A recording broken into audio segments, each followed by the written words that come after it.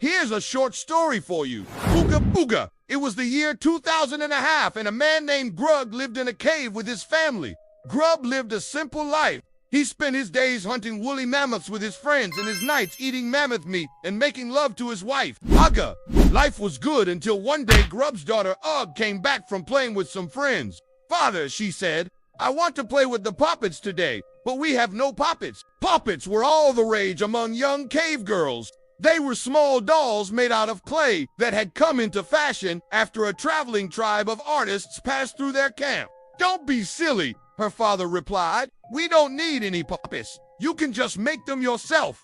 But Ugga wasn't having it. She wanted her puppets to look like the professional ones she'd seen the other kids playing with. So she went to her father. "Oh, father," she whined, "the other kids all have puppets, but I don't. Can't we just buy some?" Now, Grub didn't like the idea of buying things. If he wanted something, he got it himself. Things were free if you knew where to look. And besides, what would they even use to pay for these so-called puppets? The only currency they used in this part of the valley was mammoth tusks, which were heavy and difficult to carry around. But Ugga persisted. "Please, father, I'll give you 3 of my mammoth tusks for a set of puppets." Her father thought about it for a second. 3 mammoth tusks could buy him quite a bit of berries, but then again, he didn't really like berries. "All right," he said, "we'll get you your puppets, but we have to go into town. We don't have any money, so you'll have to earn your puppets by doing odd jobs for people." The next morning, Grub woke up early, put on his loincloth, and went to town. As soon as he arrived at the marketplace, he saw that there were indeed many shops selling puppets, but none of them were open. He walked around for a while, wondering why everything was closed, when suddenly a man with a big white beard came out of an alleyway and approached him. "You look lost," he said. "Can you help me? I'm looking for a shop where I can buy a present for my daughter. Something small, colorful, and preferably round." "Puppets," the old man said. "They sell puppets here. This is the best place for puppets." He pointed down an alleyway. "Thank you," Grub said. And then he walked towards the alleyway. When he arrived at the end of the alley, he realized that it led to a dead end. There was a wall in front of him. Gru looked left and right, but there was no sign of the old man who had directed him here. He thought about turning back, but then he heard a voice behind him. "Can I help you?" Gru turned around and saw a little girl standing in front of him. "Where are the shops?" he asked her. "The shops are closed," she replied. "Why are the shops closed?" "Because it's Sunday," she said. "It's Sunday, isn't it?" he said. "What's Sunday?" The girl tilted her head. "It's the day we rest," she said. "Ah," he said. Then he realized that the old man had tricked him. He had led him on a wild goose chase. The old man probably wanted to prevent him from buying the puppets because he did unbelieve in buying unnecessary things. Gru thought it was ridiculous. Just because some bearded weirdo didn't want to buy things didn't mean that everyone else could. He wanted those puppets, not for himself, but for his daughter. That's all that mattered. He turned around and started walking away, muttering to himself about how he was going to find the perfect gift for Ugga. Just then, he heard a voice behind him. "Hey, you there!" Grub turned around and saw the same old man from before standing in front of him. "Yes, you. Do you need anything?" Grub looked at him suspiciously.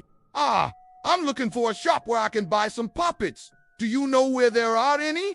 The old man shook his head. "No, but I do know a website where you can buy almost anything, including puppets." "A website?" "Yes, it's called Amazon.com. You can buy pretty much anything on there. All you have to do is enter what you want into a search engine and then click the button, and it will be sent directly to your home." "That sounds too good to be true," Grok said. "It's not," the old man replied. "I've been using it for years. It's great." He explained to Grok how it worked. First, he would have to draw a picture of the puppets he wanted. Then, he would take those pictures to a messenger, who would send them to a delivery man. The delivery man would then take the pictures to the warehouse where they would fulfill the order and send it to his house with another messenger. It sounded complicated, but the old man assured him that it was easy. "I'll show you how," he said. So the old man took Grok to a nearby rock monolith where a messenger was waiting. The old man drew a picture of a green puppet on a piece of clay and handed it to the messenger. "Take this to the warehouse district," he told him. There's a delivery man waiting there who will pick up your package and deliver it to my house. Make sure you don't lose it, though. If it breaks, I won't pay you." The messenger nodded and disappeared over the hill. The old man then turned to Grub. "Now it's your turn. What do you want to order?" "Ugga wants some puppets," he said. "All right, let's go find a rock for you to draw on then." They found a smooth rock monolith, and Grub tried to draw the puppets, but his drawings weren't very good. They looked more like angry eyeballs than they did like puppets. "Are you sure this will work?" he asked the old man. "Of course it will," the old man said with a wink. When the messenger arrived at the warehouse, he gave the delivery man the clay tablet and then ran off. The delivery man picked up the tablet and looked at the drawing on it. He had no idea what it was supposed to be, but he didn't ask questions. He strapped the tablet onto his horse and delivered it to the old man's house. When the old man saw that it was just a drawing, he threw it into the fire. "What am I gonna do with a drawing?" he said. But then he remembered that Grub had also ordered something, and he smiled. Maybe this would be enough to convince Grub that Amazon wasn't always the best choice. Grub handed the messenger his drawing, and the messenger got on his way. When he arrived at the warehouse, he gave the drawing to the delivery man and then ran off. The delivery man picked up the drawing and looked at it. He had no idea what it was supposed to be, but he didn't ask questions. He strapped the drawing onto his horse and delivered it to Grub's house. When Grub saw that it was just a drawing, he threw it into the fire. "What am I going to do with a drawing?" he said. But then he remembered that the old man had also ordered something, and he smiled. Maybe this would be enough to convince the old man that Amazon wasn't always the best choice. The next day, Grub went back to the market to see if any of the shops were open. To his surprise, they all were. He walked into the first one he saw and asked for a set of puppets. "Sure," said the shopkeeper, handing him the puppets. "How much do I owe you?" "Nothing," Grub said. "I already paid for them." The shopkeeper looked at him confused. "What do you mean? I sent a messenger to your shop yesterday with a picture of the puppets I wanted.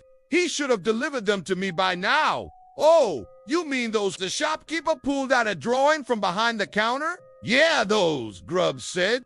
"We got your order yesterday, but we're not able to fill it because all we got was a picture. How are we supposed to know what kind of puppets you wanted?" Grub blushed.